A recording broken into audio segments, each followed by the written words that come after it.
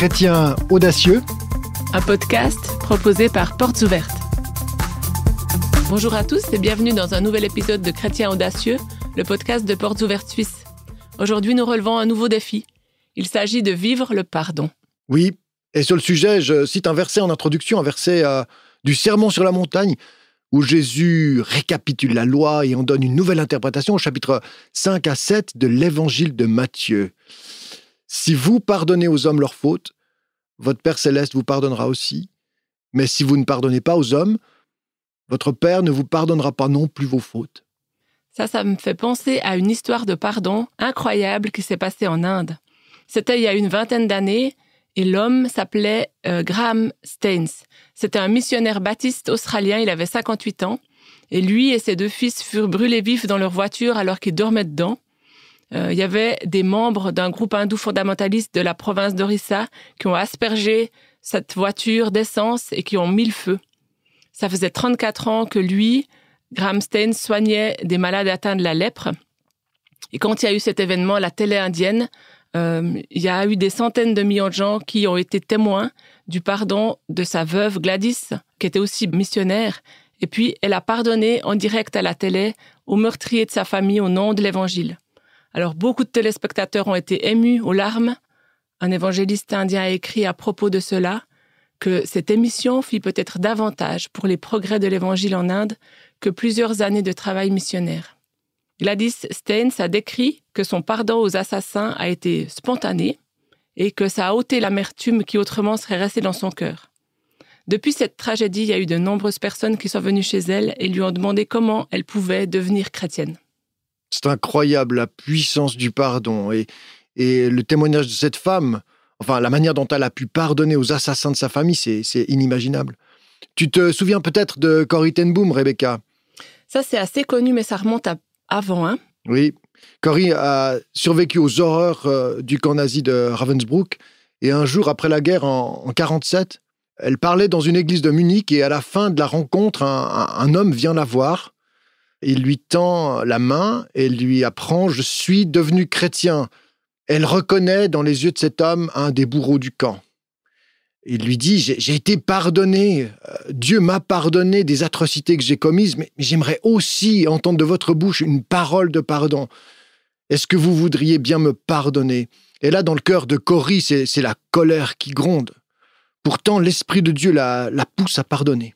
Elle lui tend la main à son tour et elle ressent alors la chaleur et la guérison de Dieu qui l'inonde. Les larmes et la joie se lisent sur son visage. Et puis elle a cette parole, elle lui dit « Frère, je vous pardonne de tout mon cœur ». Plus tard, Corrie dira que c'était la puissance du Saint-Esprit qui, ce jour-là, a déversé de l'amour dans son cœur pour ce bourreau et qui lui a permis de pardonner. C'est incroyable comme l'Esprit de Dieu a réussi à triompher dans le cœur de cette personne pour qu'elle arrive à pardonner. Pardonner, c'est une des décisions les plus puissantes qu'un chrétien puisse prendre. Peut-être que le monde ne saisit pas réellement ce que c'est, ni les raisons qui nous poussent à pratiquer cela. Le pardon, c'est un peu contre nature dans un monde qui est dur, où les gens s'entre-dévorent. Parfois, on dit cette phrase « l'homme est un loup pour l'homme ». La guerre en Ukraine est une démonstration de la dureté du cœur de l'homme. Comment est-ce qu'on pourrait définir ce qu'est le pardon, alors? Une bonne question, fondamentale, ouais. La désolation de la guerre nous apprend que tout geste de pardon, quand on parle réconciliation, quand on parle de retour à la table des négociations, il faut déjà une sacrée dose d'humilité. Et puis, pardonner, c'est un pas supplémentaire encore. C'est pas juste accepter de regarder la situation en face, l'offense et celui qui est impliqué, mais c'est carrément surmonter l'offense. Et ça coûte, parce qu'il y a, avec la souffrance, il y a beaucoup. Il y a l'acceptation de la perte, il y a le coup porté à la confiance, la trahison, l'injustice, la méchanceté, tout ça, c'est prégnant, ça coûte. Et on doit surmonter ces émotions et ces réalités qui ont brisé le cœur. voire même parfois la cruauté. On parle de méchanceté, d'injustice, mais quand on est persécuté et qu'on a subi des offenses, non pas juste verbales ou des insultes, mais des coups et des coups qui ont porté atteinte à nos corps, il y a des blessures qui sont autrement plus graves et plus profondes. Et le refus de pardonner, au fond, on pense que pardonner est difficile, mais le refus de pardonner a aussi à son tour des conséquences. Il entraîne son lot de souffrance aussi et des dégâts sur le moyen et long terme. Peut-être on n'y pense pas toujours, mais il y a des dégâts liés au refus de pardonner parce qu'on reste comme ancré dans des émotions très toxiques. Il y a des dégâts sur le plan émotionnel, social et physique, bien sûr. Et le pardon, c'est l'une des initiatives les plus puissantes que le chrétien puisse prendre. Tu nous l'as rappelé, Rebecca. Et à écouter Jésus sur le sujet aussi, on se rend compte qu'on doit. C'est un impératif, mais on y reviendra. Parce que ce n'est pas un impératif dénué de sens. On doit pardonner. On doit accorder le pardon, même quand ce n'est pas sollicité. Et sur la croix, parmi les premières paroles de Jésus, il y a cette prière. « Père, pardonne-leur, car ils ne savent pas ce qu'ils font. » C'est dans Luc 23, 34. Ça, c'est un exemple du pardon parfait. C'est Jésus qui le dit, même dans ce moment de la croix. Mais il nous demande de pardonner à notre tour. Alors, comment est-ce qu'on peut, nous, aller jusqu'à le suivre et accorder le pardon à nos bourreaux? Moi, je suis tellement impressionnée par les exemples dont on a parlé avant, qu'on voulait partager avec vous. Gladys Stein, cette veuve qui a vu toute sa famille brûler, ou Corrie ten Boom, ou les chrétiens persécutés, quand ils parlent de pardon. Oui, pour rebondir sur le témoignage de Corrie, elle a senti que c'était une impulsion du Saint-Esprit qui l'a poussée à accorder le pardon. Et c'est peut-être ce qu'on peut apprendre de son témoignage, c'est que pardonner, oui, on peut en avoir la volonté, le désir, on peut obéir de manière très légaliste à une parole de l'Écriture, mais peut-être que l'œuvre la plus profonde dans nos cœurs, c'est celle que l'Esprit va accomplir. Alors, par notre bouche, il faut coopérer, mais enfin, le pardon ne peut vraiment être accordé que par la puissance du Saint-Esprit. Surtout dans des réalités où c'est carrément impossible de pardonner. L'offense est tellement impardonnable à vue humaine que c'est très compliqué. Là, on a besoin du secours de Dieu. Et Dieu communique de manière très efficace son amour. Et il nous en donne même assez pour apprendre à pardonner et aimer jusqu'à ceux qui nous ont fait du mal. C'est juste incroyable. Nous sommes, ma foi, à la suite de Jésus, appelés à lui ressembler. Et s'il lui a pardonné et qu'il demande que nous pardonnions à notre tour, alors nous voulons apprendre à notre tour et faire de même.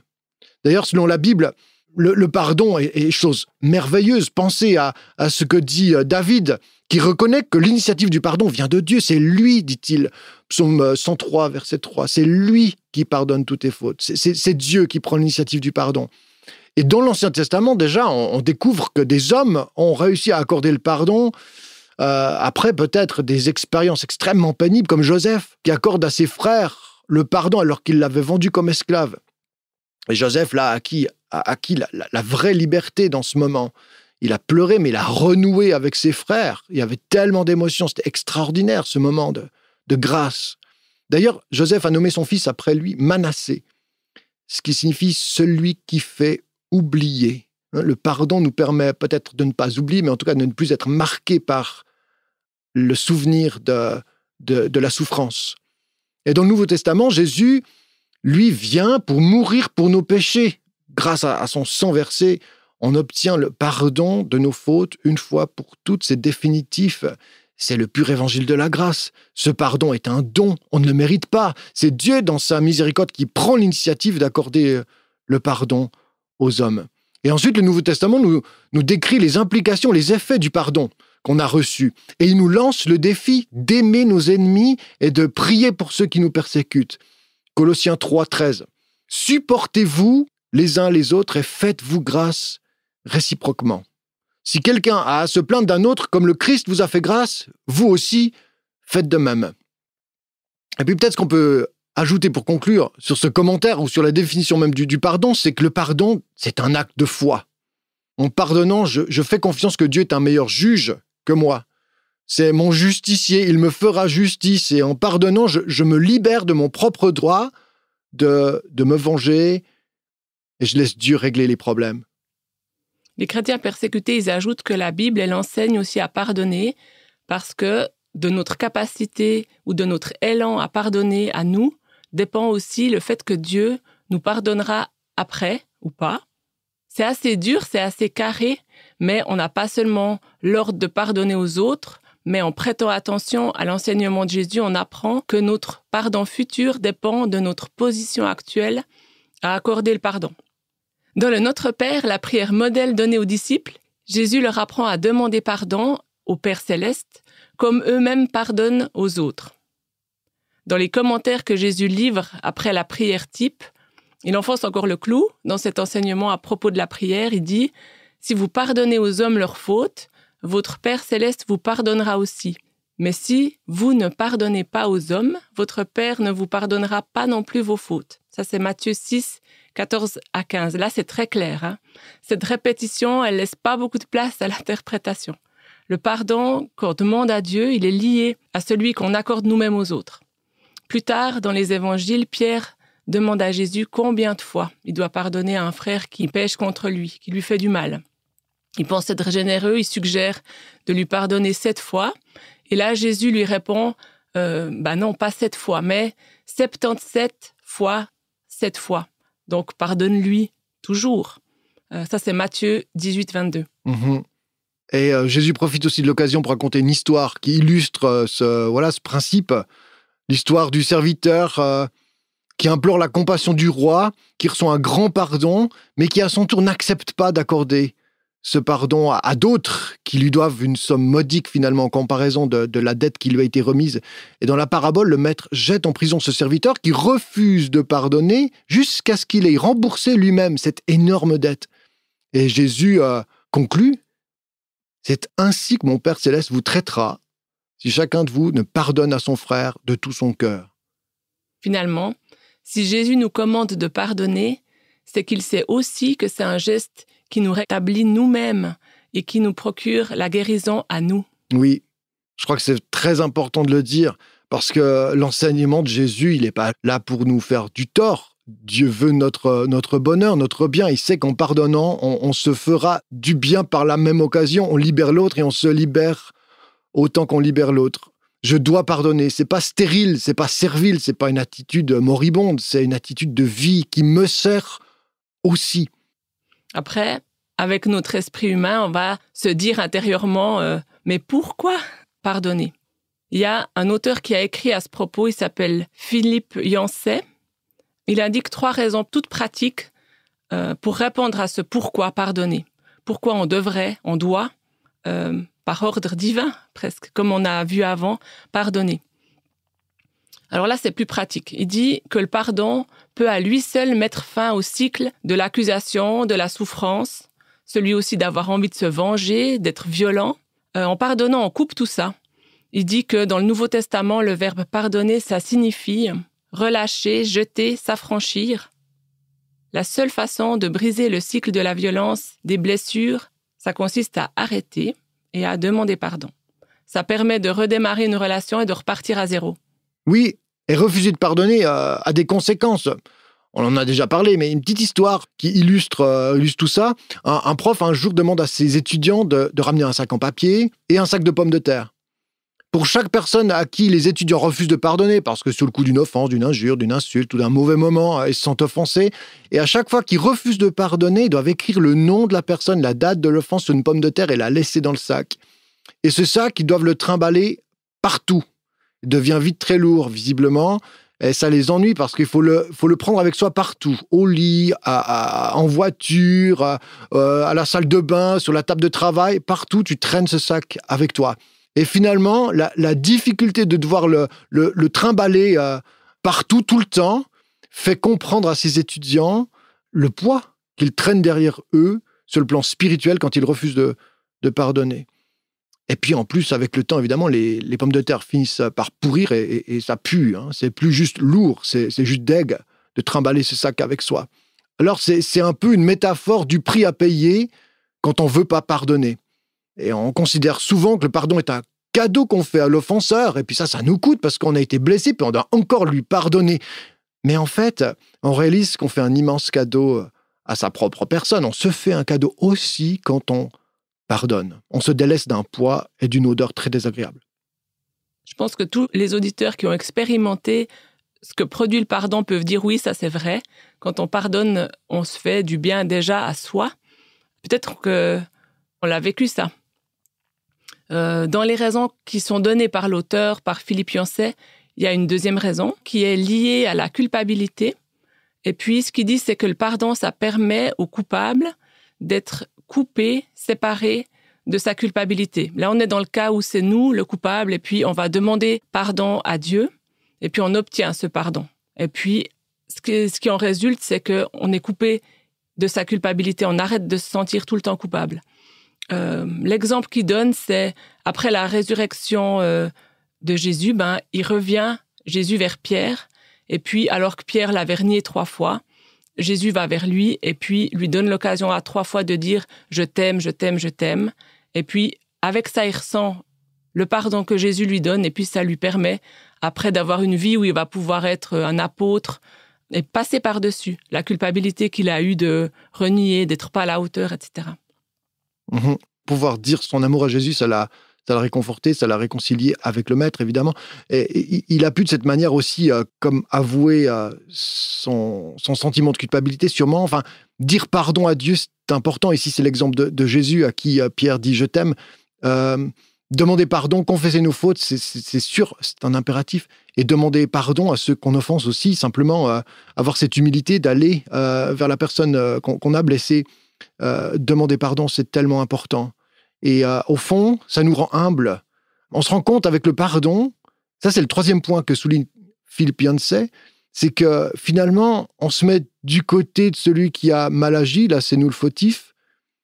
Et puis le processus du pardon nous fait comprendre qu'on n'est pas si différent des autres parce que nous-mêmes on fait des fautes et que lorsqu'on est offensé, on se sent plus humble aussi. On est capable du même, voire du pire. Jeune chrétien au Cambodge, Cham a été témoin d'un assassinat, c'était terrible. Un autre jeune qu'il connaissait de l'école a matraqué sa mère à mort. Alors après avoir parlé de nous et de nos petites offenses, on se rend compte qu'il y a des choses tellement plus lourdes chez les chrétiens persécutés à trimballer. Et le pardon coûte tellement plus probablement que celui qu'on a nous-mêmes à apprendre de Jésus et de leur expérience aussi, bien sûr. Mais là, c'est une tragédie. Sa mère a été matraquée de plusieurs coups à la tête et le souvenir de ce traumatisme l'a plongé dans la dépression de nombreuses années. Et un jour, il retrouve ce jeune dans les rues de Phnom Penh, il l'aperçoit, il le reconnaît et les yeux humides, mais il n'y avait plus de colère, il n'y avait plus d'amertume parce qu'il avait déjà vécu bien des étapes avec le Seigneur qui l'a aidé à s'en sortir victorieusement, mais les yeux humides, chargés de larmes quand même. Il est allé vers ce gars et il lui a dit « Au nom de Jésus, je te pardonne ». Et là, ça a été sa libération finale. Il a connu la guérison à ce moment-là, vraiment pour de bon. Prions qu'on soit nous aussi capables de pardonner pareillement, alors dans nos grands défis, mais aussi dans les petites choses. Qu'il y a l'exemple de celles et ceux qui remportent de grandes victoires par le pardon, qu'on puisse faire cette expérience-là, de ne pas se trimballer, nous, avec notre sac de pommes de terre d'aigue de non-pardon, mais qu'on puisse être libre, léger et pardonné. Merci d'avoir écouté un autre épisode de Chrétiens audacieux, notre podcast de Portes ouvertes Suisse. N'oubliez pas de commenter, partager cet épisode et de vous abonner à nos podcasts pour écouter partout les prochains. Et si vous voulez en savoir plus sur les chrétiens persécutés, vous pouvez vous rendre sur www.portesouvertes.ch avec Rebecca. On vous retrouve le mois prochain pour un nouvel épisode. Bye bye.